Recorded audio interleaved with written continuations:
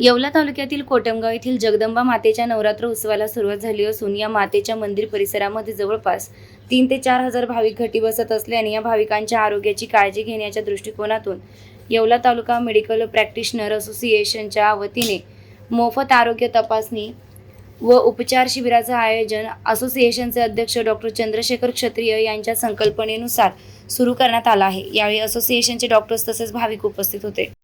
शारदीय नवरात्रीच्या सर्व भक्त भाविकांना हार्दिक शुभेच्छा। या नवरात्रीनिमित्त या ठिकाणी कोटमगाव देवीच्या चरणी जे घटी बसलेले भाविक आहेत त्यांच्यासाठी येवला तालुका मेडिकल प्रॅक्टिशनर असोसिएशनतर्फे आम्ही दरवर्षी मोफत आरोग्य उपचार व निदान शिबिराचं आयोजन करत आहोत। यावर्षीही उद्यापासून दिनांक 4 तारखेपासून ते 11 तारखेपर्यंत खोली नंबर 2 या ठिकाणी मोफत आरोग्य शिबिराचे उद्घाटन आत्ताच नुकतेच केलेले आहे।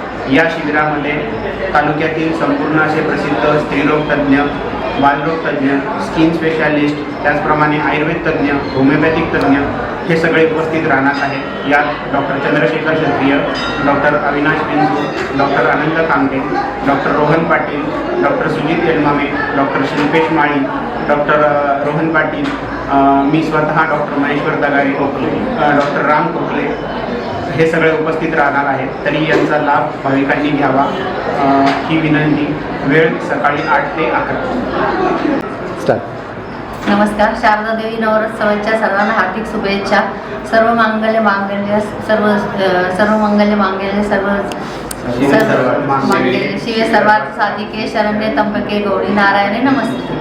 सर्वांना ही उत्सव आरोग्यदायी शक्ती आणि ची जावी, सगळ्या आरोग्यदायी सगळी याची आनंद शक्तीची जावी।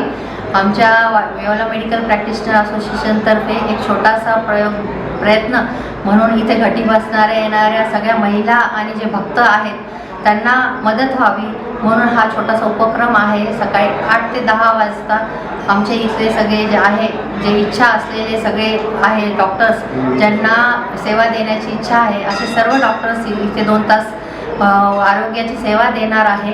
त्यामुळे सर्व भक्तांनी त्याचा उपयोग घ्यावा। आमच्या सर्व डॉक्टर असोसिएशनतर्फे औषधं आम्ही आमच्यातर्फेच देणार आहोत आणि जर का खूप अर्जंट इमर्जन्सी पडली तर आम्ही येवल्याला पेशंट शिफ्ट करून पुढची त्याची ट्रीटमेंट करू।